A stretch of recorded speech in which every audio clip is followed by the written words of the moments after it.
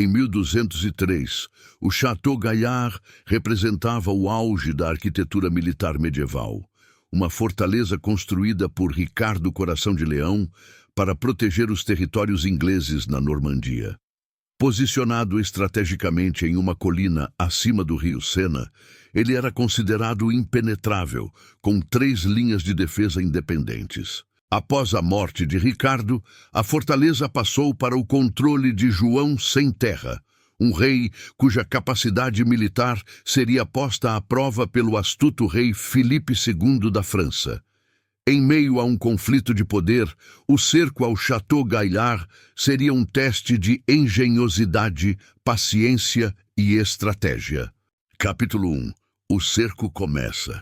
Filipe II sabia que um ataque direto ao Château Gaillard seria suicida. Com 6.000 soldados bem organizados, ele cercou a fortaleza para cortar o abastecimento de alimentos e reforços. A estratégia inicial era simples: enfraquecer os defensores até que estivessem vulneráveis o suficiente para um ataque decisivo. Os defensores ingleses, cerca de 300 a 400 homens, eram bem treinados e confiavam nas muralhas do castelo, que haviam repelido ataques menores no passado. Armados com espadas, lanças e arcos longos, eles estavam preparados para resistir. Filipe, por sua vez, trouxe uma força diversificada, incluindo engenheiros militares, arqueiros e soldados, equipados com cotas de malha e mantos reforçados. As torres de cerco começaram a ser montadas nas semanas seguintes, enquanto os engenheiros franceses iniciavam bombardeios com catapultas para enfraquecer a muralha externa. As primeiras semanas foram marcadas por escaramuças. Filipe ordenava pequenos ataques para testar as defesas. Os ingleses retaliavam com flechas incendiárias, queimando as máquinas de cerco que chegavam perto demais. As noites eram marcadas pelo brilho do fogo e gritos dos feridos. Contudo, a fortaleza permanecia sólida, desafiando o moral dos atacantes. Capítulo 2. Uma brecha na muralha. Após semanas sem progresso significativo, os engenheiros franceses descobriram uma fraqueza na muralha externa, próximo à base de uma das torres do lado sul. Sob ordens de Filipe, começaram a cavar túneis para desestabilizar a estrutura. Enquanto isso, os catapultas mantinham bombardeios constantes, forçando os defensores a focarem seus esforços em múltiplos pontos. Finalmente, a brecha foi aberta. Um estrondo ecoou pelo vale, enquanto parte da muralha cedia, deixando o flanco sul vulnerável.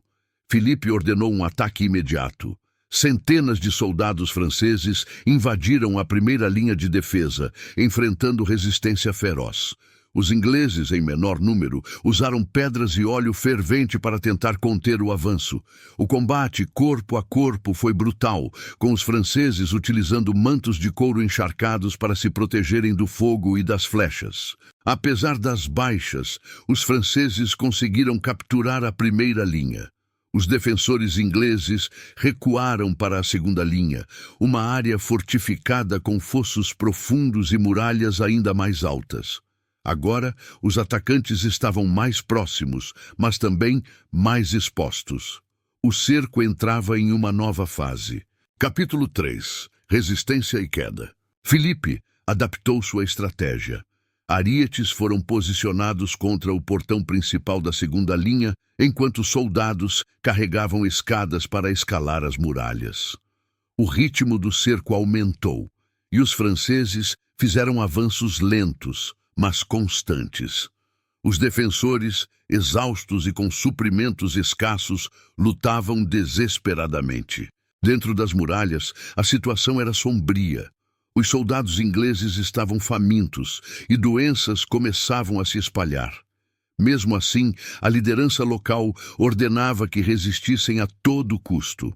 Flechas continuavam a chover sobre os franceses, mas o número dos atacantes era esmagador. Após um dia inteiro de batalha, a segunda linha foi tomada. Agora restava apenas o castelo central, o coração do Château Gaillard. Filipe sabia que estava perto da vitória e ordenou bombardeios incessantes contra a última fortificação. Durante dias, as muralhas foram golpeadas por pedras gigantes, enquanto os defensores tentavam reparar os danos à noite. Com poucos homens restantes, os ingleses sabiam que o fim era iminente, mas lutaram até o último momento. Finalmente, os franceses conseguiram abrir uma brecha na muralha do castelo principal. O ataque final foi violento e rápido. Os defensores, superados em número, foram derrotados. Alguns se renderam, outros morreram lutando. O Château Gaillard, outrora símbolo do poder inglês, caiu em mãos francesas. A queda do Château Gaillard marcou um ponto de virada na luta pela Normandia. A vitória de Filipe II demonstrou o poder da paciência estratégica e das inovações em táticas de cerco. Embora heróica, a resistência inglesa foi insuficiente contra a superioridade numérica e a determinação francesa. A batalha foi um marco na história militar medieval, mostrando como até as fortalezas mais bem planejadas podem sucumbir diante de engenhosidade e perseverança.